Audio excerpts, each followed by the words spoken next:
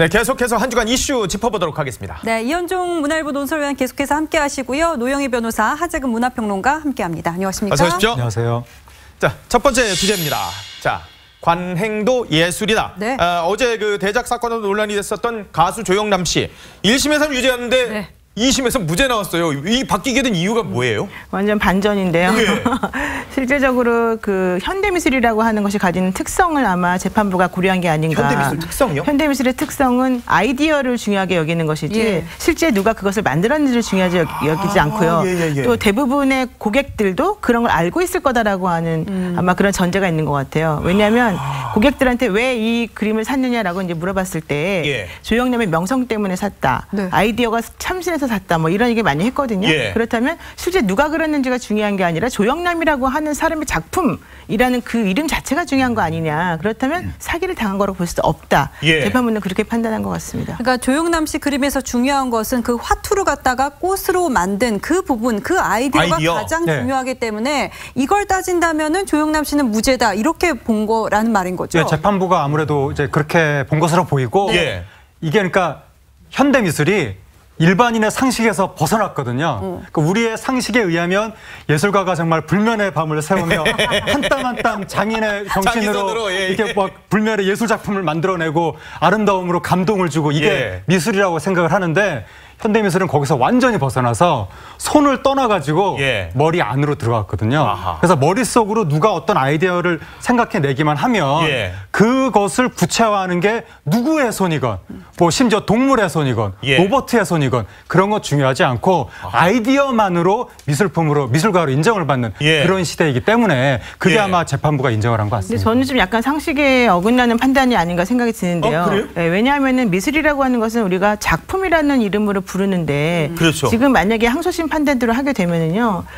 그냥 누구나 공산품처럼 찍어내도 되는 거예요. 아이디어만 주고. 그렇지 않습니까? 미술이라고 하는 거, 예술이라고 하는 것은 특별하게 그 작품에 깃들어 있는 정신이라든가 그 사람만이 만들어냈을 고유한 특성이라는 게 있다고 네. 우리가 예. 생각하기 때문에 더 돈을 많이 주고 사는 거잖아요. 그게 일반인들이 생각하는 그런 가치인데 예. 그냥 우리들은 현대미술은 그렇지 않아. 우리 아이디어만 가지고 하는 거라고 한다면 네. 그냥 예를 들면 조영남 씨가 화투 가운데다가 꽃해서 대강대강 이렇게 해서 만들어주세요라고 하면 예. 그냥 그걸로 정말 100장, 1000장, 만장이라도 아무 데서 기계에서 뽑아내도 그것을 우리는 뭐라고 할 수가 없는 게 되잖아요. 그러니까 어제 미술계도 조영남 씨의 판결을 놓고서는 생각이 많이 다른 것 예. 같아요. 이게 어떻게 유죄냐 뭐 이렇게 말하는 경우도 있는 것 같고요. 그래서 뭐 어제 인터넷 댓글에 보니까 초등학생이 엄마한테 아이디어를 줘서 엄마가 그 미술품을 이제 내서 당선이 됐다. 예. 그러면 그걸 과연 그러면 이 학생의 작품으로 볼 거냐 말 거냐? 네. 그럼 어떻게 할 거냐? 너무 적절한 이런 이제 이유가 네. 있더라고요. 그래서 저는 예. 보면 이게 사실은 예전에 이제 이 문제가 됐을 때 그때 유시민 작가하고 진중권 교수가 이제 논쟁을 하는 걸 한번 봤는데. 예. 근데 진중권 교수 같은 경우는 이거는 1000% 이거는 조영남 씨 거다. 작품이다. 현대미술은 그런 거다라고 이야기를 하는데 유시민 작가는 무슨 소리냐. 그 사람이 안 그런데 어떻게 이게 작품이냐는 이야기를 하더라고요. 그러니까 저도 이게 뭐 예술에는 문외 아니지만 예를 들어서 소비자 입장에서 본다라면 예. 내가 그 사람이 과연 그러면 이 작품에 어느 정도 이제 개입을 한 것인지 예. 그리고 사실은 이제 보면 이 작품이 보면 그동안 거의 90%를 이제 이 송모 씨가 이제 해왔다는 거 아니겠습니까? 네. 그리고 이제 마지막에 이제 조영남 씨가 일부 터치를 해서 작품을 한 것인데 사실 예. 공지를 안 했잖아요. 물론 뭐 내가 그린 게 공지할 아니다. 의무가 있는지 없는지는 모르겠습니다만 예. 조영남 전시회 그러면 다 그 조영남 씨 그린 걸 우리는 알고 있었어요. 예. 그런데 이제 알고 보니 그게 이제 전체가 다 하고 그냥 했다라고 알려졌기 때문에 그래서 이제 이게 참 1심에서는 이제 유죄가 나왔지만 2심에 무죄가 나왔고 예. 저는 아마 이게 대법원 가면 굉장히 또 논쟁이 붙을 것 같아요. 야. 이건 좀 정답이 찾기가 굉장히 어려운 그런 예술적 논쟁이 이게 대법원 가게 되나요?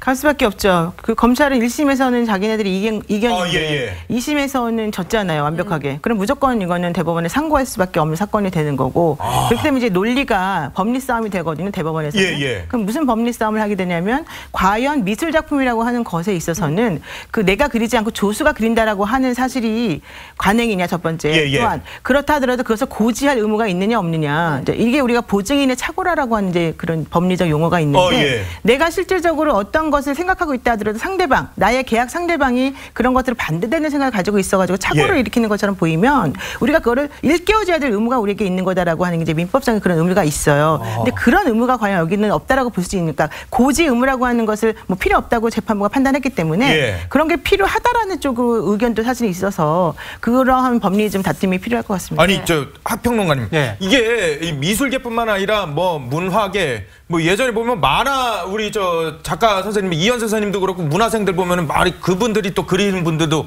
꽤 있었고 네. 이랬잖아요. 네. 문화예술계에서 받아들이는 이 느낌 뭐 이 상황 네. 이런 건 어떤 거예요? 기본적으로 미술계는 관행이라고 하니까 화가 났죠. 관행이라고 하니까 광범위하게 뭐가 이런 게 퍼져 있는 것 같은 느낌이 들잖아요. 예. 근데 대부분의 미술관 이렇게 조수 써서 작업하지 않거든요. 그냥 이 전통적인 관념에 의거해서 장인의 정신으로 다 직접 그리고 아니 또 조수를 쓰려고 해도 돈도 없고 예. 그러니까 조수 쓰는 건 일부에 불과한데 관행이라고 하니까 좀 기분 나빠하는 경우가 많은데 예. 문제는 현대 미술의 특징 자체가 일반인의 상식에서 완전히 벗어난 측면이 있기 때문에 그것 때문에 이제 논란을 하기가 어려워진 측면이 예. 있고 방금 말씀하신 것처럼 아이디어만 중요하다 그러면 뭐 아무나 다 작가가 될 수 있단 말이냐, 뭐 세상이 엉망진창이 될 거 아니냐 예. 그런 측면이 있는데 실제로 여기 계신 분들도 지금 집에 가시는 길에 어디 지물포 같은 데 들려서 예. 벽지 사가지고 네. 이게 내 그림이다라고 우기면서 100억 받고 팔아도 되거든요.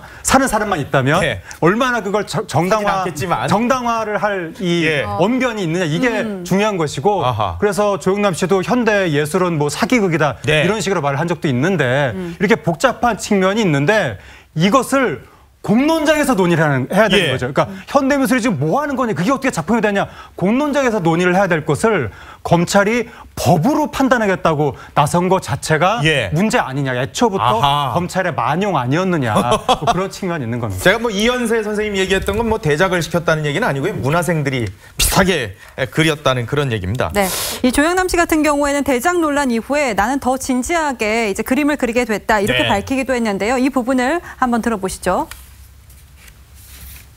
조영남 씨가 이제 대작 조수 안 시킨다 뭐 이런 얘기를 했던 것 같아요. 네.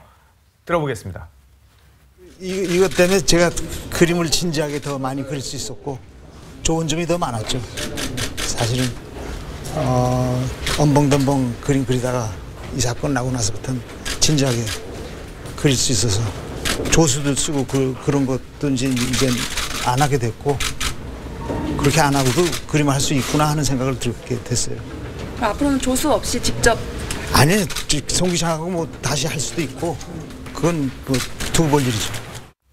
다시 조수를 쓸 수도 있다는 거군요. 조영남 씨 얘기를 들으면서 정말 제 귀를 의심했습니다. 이렇게까지 논란이 있었던 그 송기창 작가와 내가 다시 또 일을 할 수도 있다. 예. 다시 대작에 일을 할 수도 있다. 이런 말을 했습니다. 제가 들은 거는 그 문제가 되는 송화백을 다시 쓸 수 있다고 한 것이 아니라 네. 그분을 제외하고 다른 대작 조수들하고는 작가를 쓰겠다. 계속 그러니까 나는 계속 아이고, 제가 이해를 앞으로 잘못했군요. 작품 활동을 할 것이고 조수도 쓸 것이고 말씀드리기 방송에도 나올 어려웠었어요. 것이다. 이런 식으로 이야기를 해가지고 네. 이 사건이 일반 대중의 74%가 사기가 맞다라고 판단했던 그 여론조사가 그렇게 나왔던 사건이거든요. 그래서 예. 대중의 여론이 매우 안 좋은데 조영남 씨가 이렇게 당당하게 난 조수도 계속 쓸 것이고 이런 식으로 이야기하니까 지금 네티즌들의 반발이 굉장히 큰 상황입니다. 근데 제가 하나 궁금해서 그러는데 예. 그러면은 그 송기창이라는 사람은 뭘 잘못했다고 그 사람은 다시 일을 안 한다는 거예요? 조영남 씨는?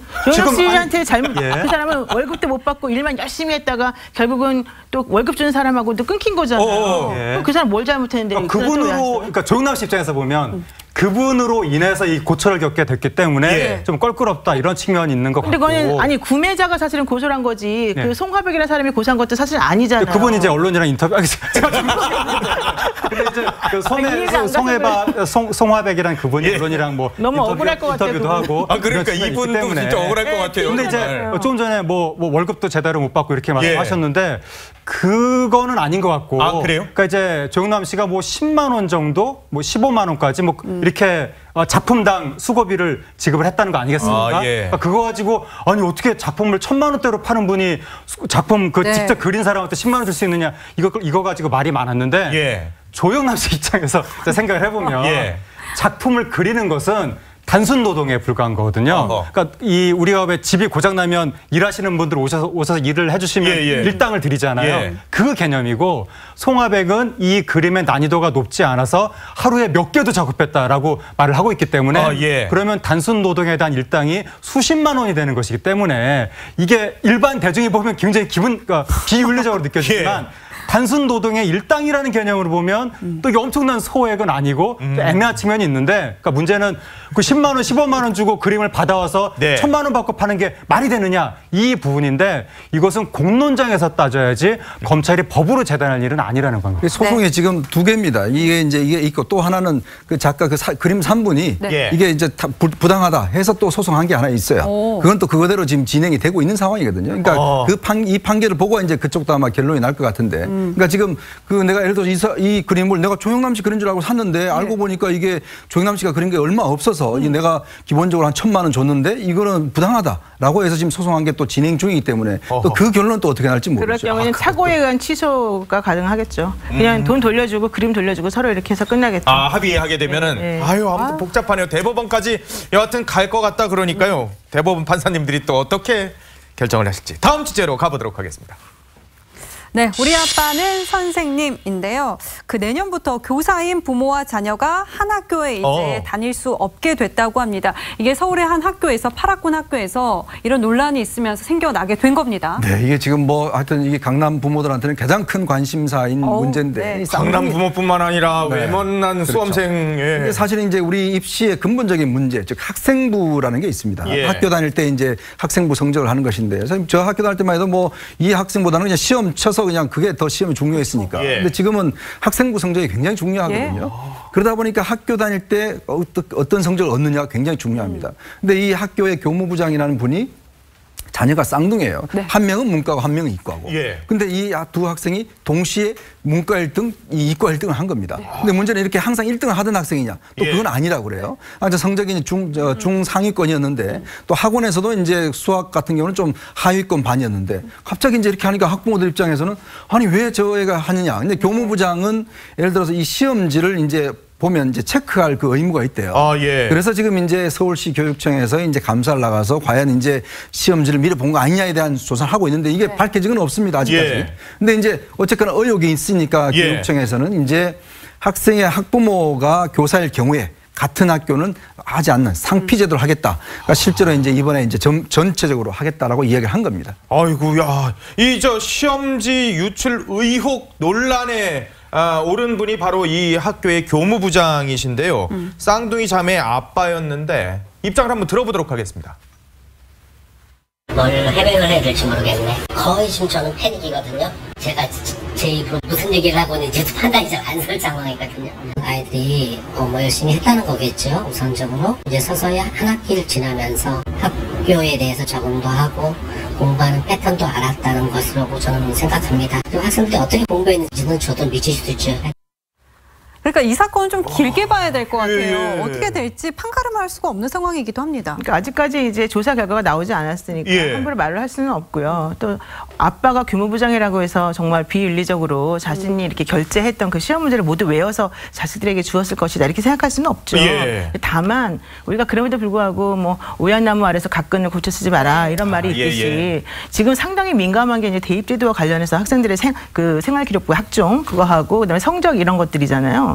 그런데 지금 저런 상황에서 교무부장인 아버지가 쌍둥이 애들을 키우는 과정 중에서 하필이면 그 시험지 유출 의혹이 일어나고 있는 거니까 사실 저는 이런 경우는 미리부터 아예 그런 오해를 사지 않을 정도의 그런 제도가 미리 마련됐었어야 된다고 봐요. 왜냐하면 경기도라든가 세종이라든가 대구, 울산 이런 네 군데는 이미 그런 게 마련돼 있어요. 이미 다른 데는 하고 있어요. 근데 지금 현재 서울이나 나머지 13곳에서 지금 하고 있지 않아요. 그렇지만 만약에 본인들이 그게 싫으면 나 여기 안 가겠습니다 하면 또 바꿔줘요. 근데 그게 이제 강제적인 건 아니기 때문에 벌어진 건데 물론 교사나 그 학생 입장에서 보자면 내 집에 가장 가까운 데 놔두고 내가 왜 멀리 다녀요? 이 말 할 수 있겠지만 그럴 때는 아빠나 엄마가 조금 멀리 가야죠. 그리고 그 동네에 학교가 하나만 있는 게 아니니까 그 정도의 좀 그 어려움을 좀 감수하고라도 학생들이 가지고 있는 혹은 다른 학부모들이 가지고 있는 이런 의혹 이런 것들은 좀 없게끔 하는 게 좀 좋지 않았을까 생각이 듭니다. 근데 이게 지금 감사에 들어갔는데 아직 밝혀진 게 아직은 없잖아요. 없죠. 정말 없죠. 예. 시험지 유출 의혹이 있는 건지 아니면 이 학생들이 진짜 열심히 공부해가지고 진짜 둘 다 쌍둥이가 다 1등한 건지 모르는 거 아니에요. 근데 이 여학생들에 대한 이미 여러 신원 파악 뭐 이게 다 들어가 버리고 막 이렇게 돼서 이 학생들 어리잖아요. 신상 털기, 뭐 여론 재판 이런 식으로 가서 이 여학생들이 뭐 부정행위를 한 것이 아니냐라고 거의 뭐 단정적으로 사람들은 생각을 하는 측면이 있고 특히 해당 학교 학부모들이 굉장히 여론이 안 좋은데 그런 학부모들의 생각이 아이들한테까지 그대로 이제 이전이 되면 그 동급생들이 또 굉장히 여학생들을 좀 이렇게 왕따를 시킨다든가 이런 문제가 있을 수 있고 그러면은 여학생들은 뭐 여러 가지 가능성이 있는데 지금 정말 열심히 공부해서 이렇게 됐을 가능성도 배제할 수 없는 거거든요. 그렇죠.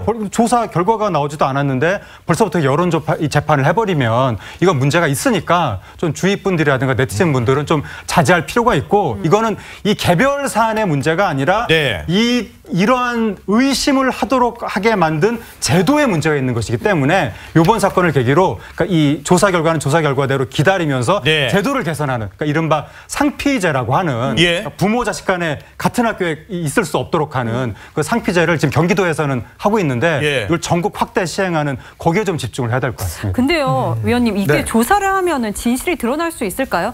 아빠가 양심 고백을 하지 않는 이상 이게 과연 진실이 드러날 수 있을까? 전 좀 의문이거든요. 그러니까 이게 사실은 조사하는 과정에서 사실 받을 상처가 굉장히 크죠.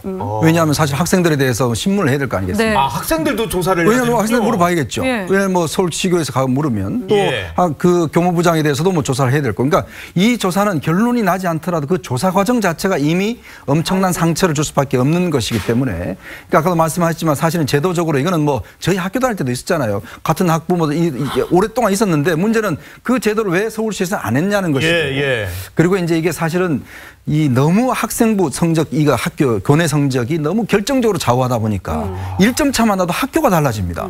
그러면 평생에 어떤 여러 가지 달라지는데 서로 이야기도 안 한다는 거 아니에요. 학생들끼리 문제 뭐 가르치는 것뿐만 아니라 학교에서는 그만큼 심각하게 정말 학부모들이 불을 켜고 지금 보고 있는 상황 아니겠어요. 그렇기 때문에 지금 사실은 교육부가 뭐 1년 동안 지금 왔다 갔다 하다가 지금 교육제도를 이번에 발표를 했잖아요. 근데 지금 점점 어떤 면에서 보면 우리도 마찬가지로 저는 결국 대학 중심으로 가야 된다고 봐요. 대학이 자기 필요한 인재를 뽑는 걸 가야지 너무 예를 들어서 이게 그 고등학교에 많으면 이런 문제 또 학교 내에서 정말 인성이 과연 교육이 되겠는지 이런 것들이 많기 때문에 결국 교육제도가 결국은 대학 중심으로 가서 대학교가 필요한 인재를 뽑는 쪽으로 가면 그나마 좀 문제가 나아지지 않겠나 싶습니다. 그렇군요. 다음 주제로 가보도록 하겠습니다. 자, 이 면세점의 혈투예요. 중국 관광객들이 서울의 한 면세점에서 화장품 사려고 난투극을 벌였다 그러는데요. 어떤 상황인지 한번 볼까요?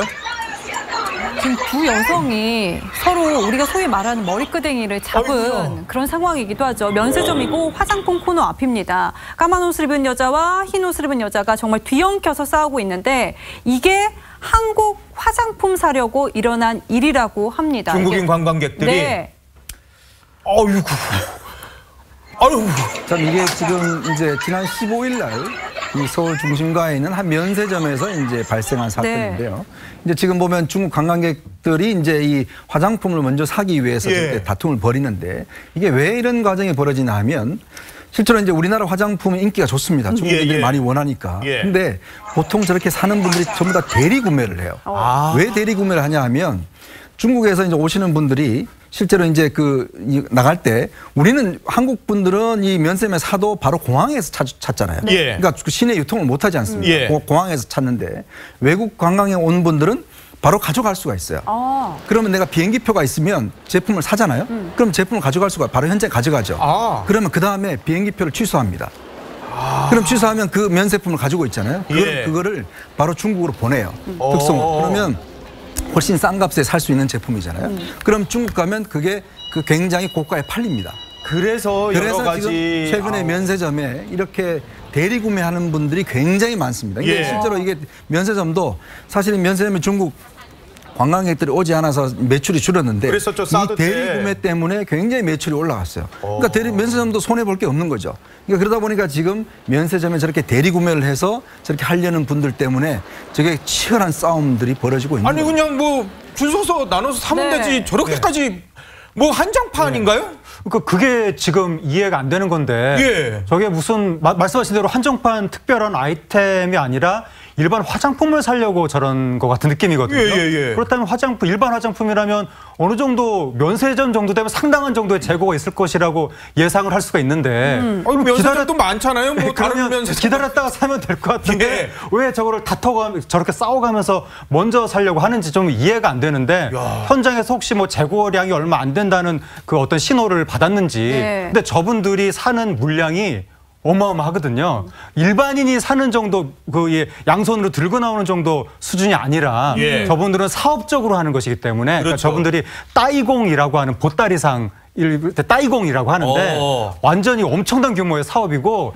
저 따이공 분들이 한국 면세점에서 해마다 사는 한국 화장품의 규모가 한 3조 원 가까이 된다고 하니까 엄청난 물량이라서 혹시 내가 뒤처지면 물량 확보를 못하지 않을까 아마 이런 불안도 있었을 것 같습니다. 여러분들이 화장품을 잘 안 사보셔서 그런 거예요.